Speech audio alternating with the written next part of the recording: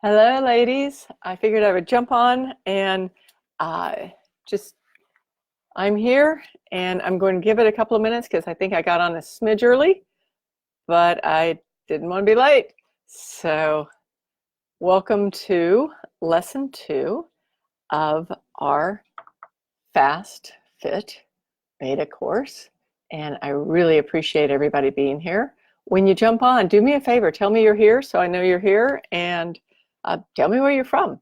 And I'm gonna stall for a couple of minutes and let people jump on, and then we will get started. We're gonna make this quick so that everyone can get back to what they need to do. So you've got plenty of time to get some movement in today. If you happen to have caught, I think it was Sunday's Live when I talked about just finding 15 minutes. Like if you're not doing anything right now, 15 minutes. If you're doing something right now, then up it. But definitely you want to let me know when you jump on, and I want to get started. Actually, I'm rushing things today. I am definitely rushing things today. So let me give it a couple more minutes, and then and hey, thank you for being on. Welcome, Nikki. Good to see you again. And Amy, thanks for joining us. I appreciate it. Yeah, so it's, yep, just drop a note in the comments and let me know that you're here. If I don't see your comments, it is simply because I have my old glasses on. Makes it a little tough to see these days. So, but they were my running around glasses. So definitely drop in, tell me you're here, and I am ready to get started. So this week we're talking all about motivation. And Nikki asked the question Sunday on our live Q&A about, how to stay motivated, how to get motivated, how to stay motivated, how to forgive herself when she's not keeping up with what she says she's going to do. And it's such a perfect question. And I'm a big picture person. Like I like to look at, and I was telling her that day, I like to look at my big why. Like, what's the reason for this? And Bethany, hey, good to see you. And what I found this morning, it was kind of interesting. Oh, just real quick while I'm just chatting away, you might see my dog butt in the back corner. She is feeling a little bit better today. We just got back from a specialist and she is actually seeming to feel just a little bit better. So I'm super excited about that. But it was about 4 o'clock this morning. I woke up and my first thought was, I don't want to get up today. And I don't usually think that way. Like I'm one of those people that probably in the last year, maybe you might be able to count on 3 fingers the number of times that I didn't just leap out of bed. I'm somebody who's not just highly motivated, but I love the mornings, and I'm a go person. And I thought about it and I thought, I just don't want to get up today. I don't want to face the day. And it was partially because there's been a lot of stress going on with the dog. We had a big appointment today that could have gone really wrong.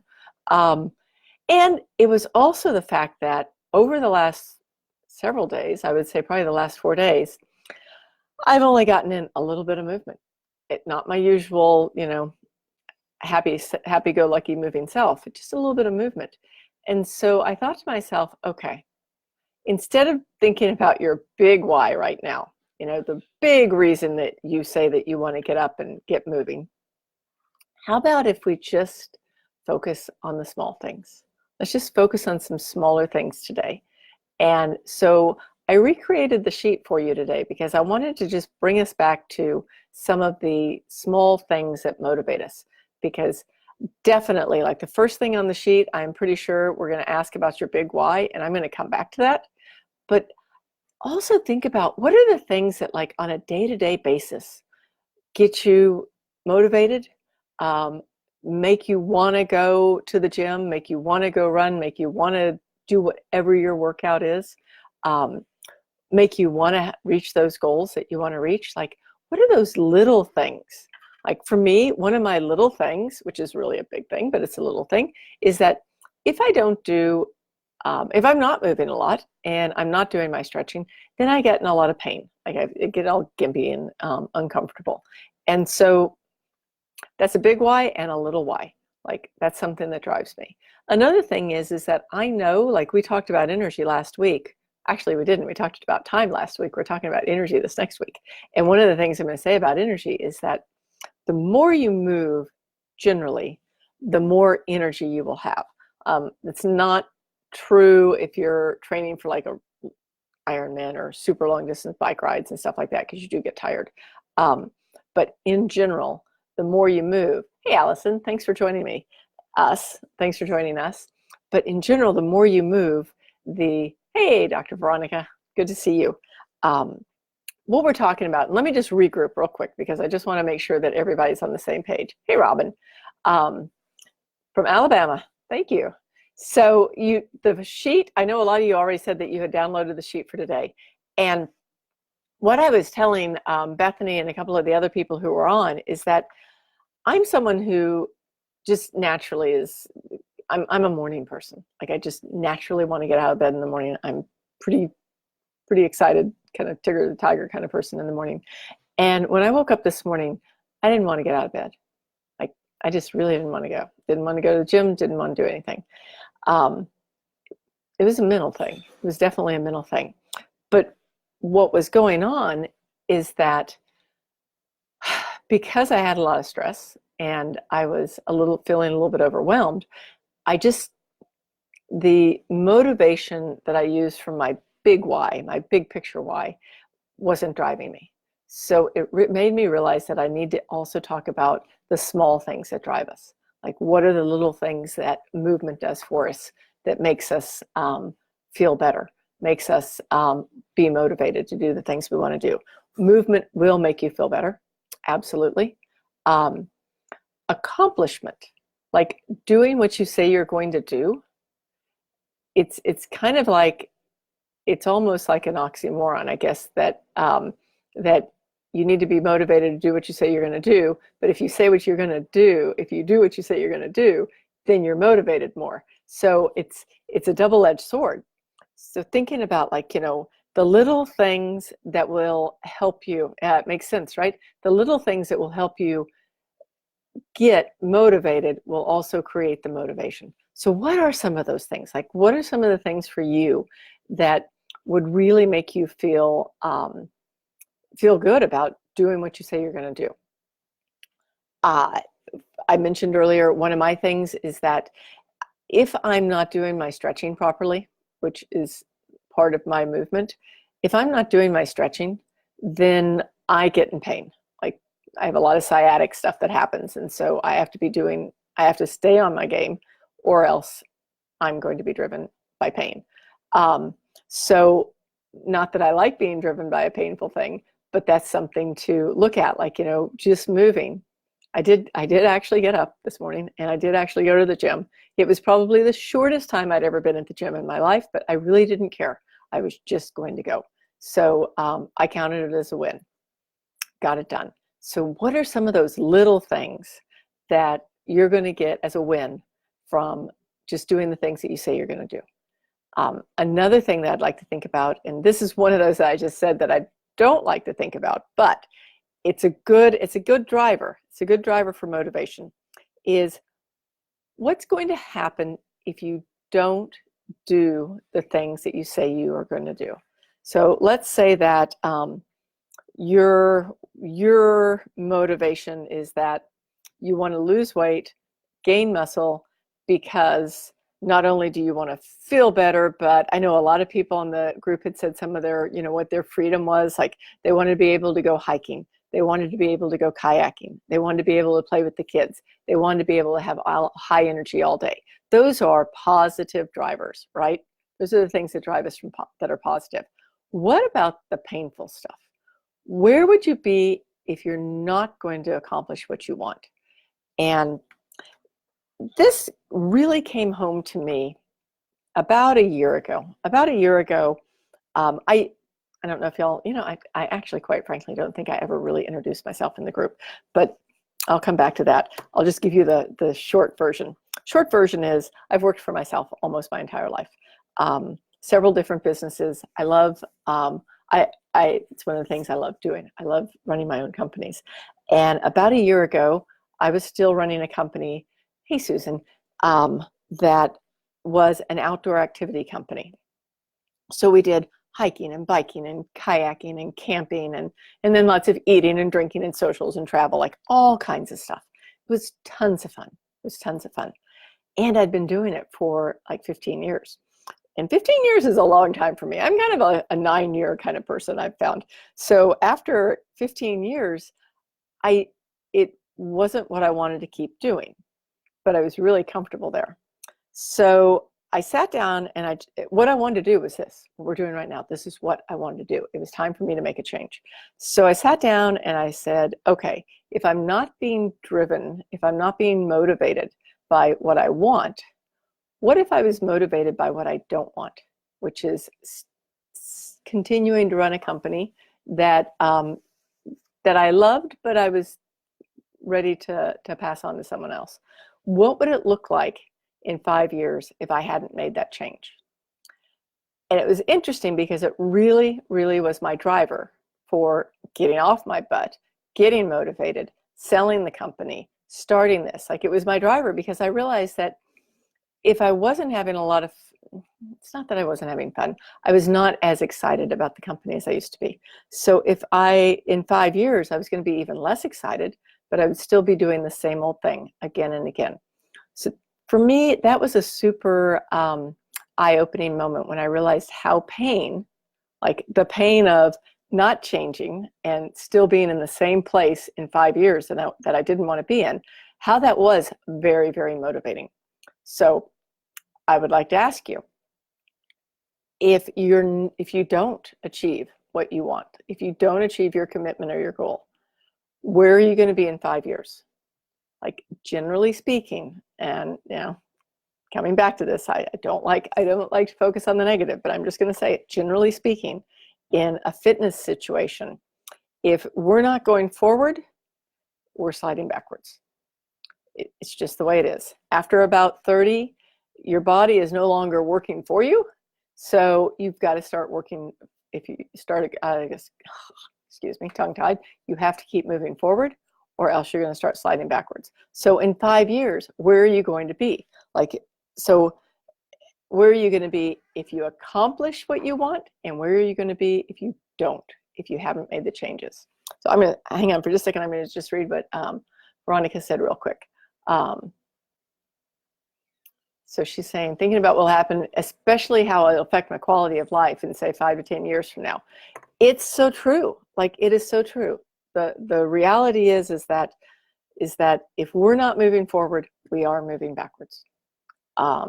There's a lot of studies, and I'll post some of them, but there's a lot of studies out there that are showing that if we're not consistently moving, after about 2 weeks, let's say you consistently move, and then you quit moving for a couple of weeks, just those 2 weeks start taking you backwards. So once again, not to motivate you by pain, but to remind you that a couple of motivations are, where do you want to be and where don't you want to be, right? Good for you, Susan, catching up while doing the laundry. I love it. I know that the other day, someone on the live was doing squats and push-ups while listening. Awesome. I love it. So think about that. All right. Any questions about the whys? Because I want to talk about the big why too. So your big whys are the things like, what's going to happen in 5 to 10 years if you're not feeling good? Or what do you want? Like, where do you want to be? What do you want to be able to do? In our society, what typically drives the fitness world is that you need to lose weight to look good. Like, if you look around, that's pretty much what all the dieting books are saying, the fitness companies are saying, everybody, like, you want to lose weight to look good. The truth is that we really need to be focusing on getting to that point where feeling good is the whole reason for what we need. So ask yourself, like, what's that big why?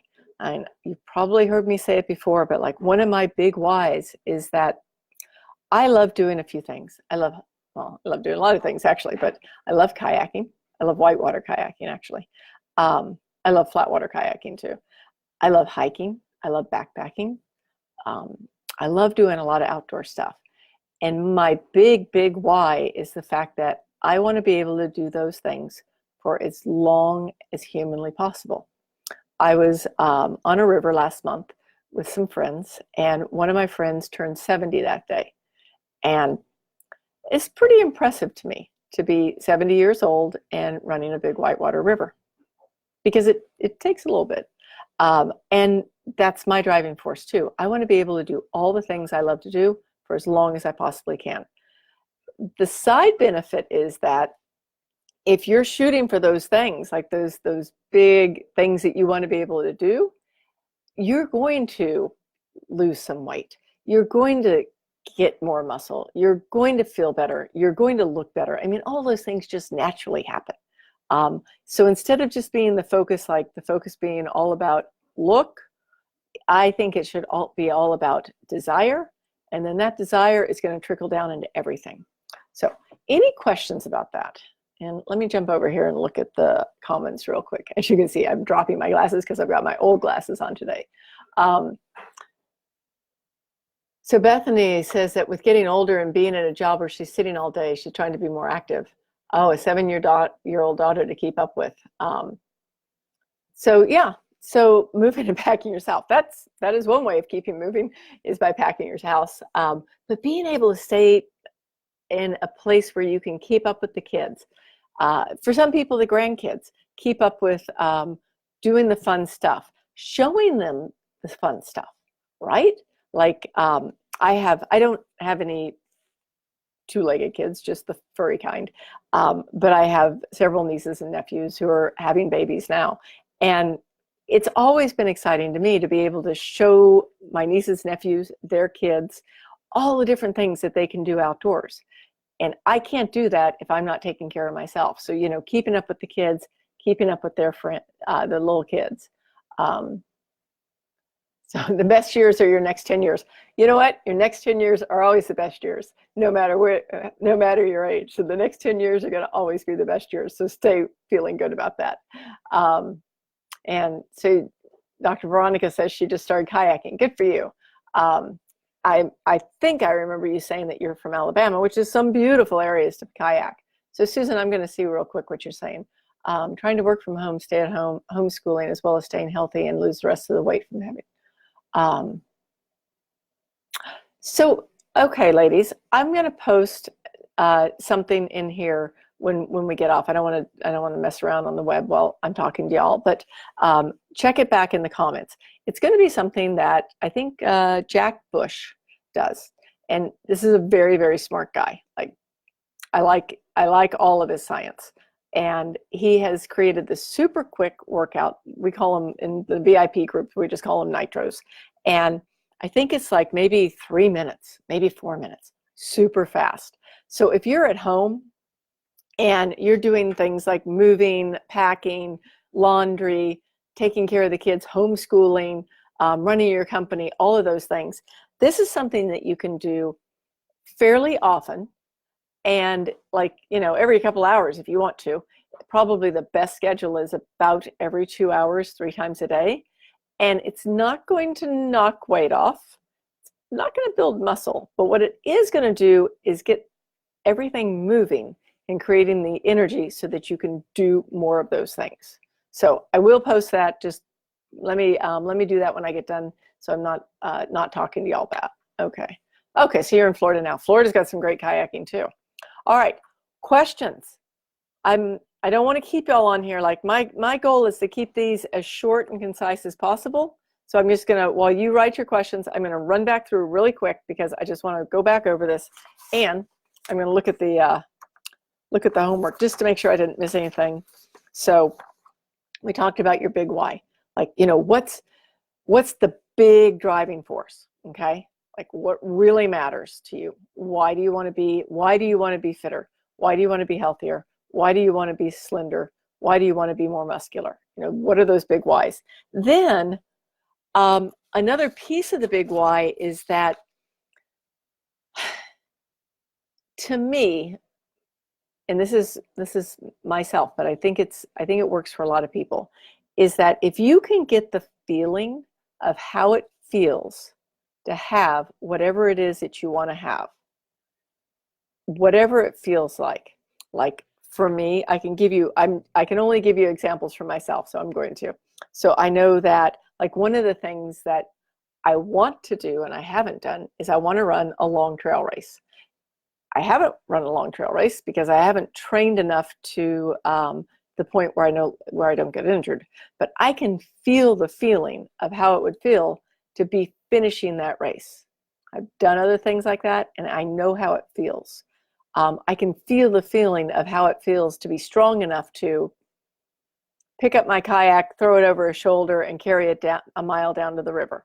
I know how that feels. Like those are the things that, like, if you can really feel how it feels to get that big why, it helps cement it. It makes things easier to go after, because when we feel it in our body, we then become more motivated in our brain.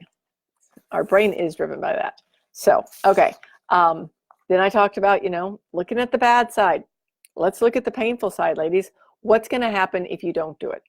Okay.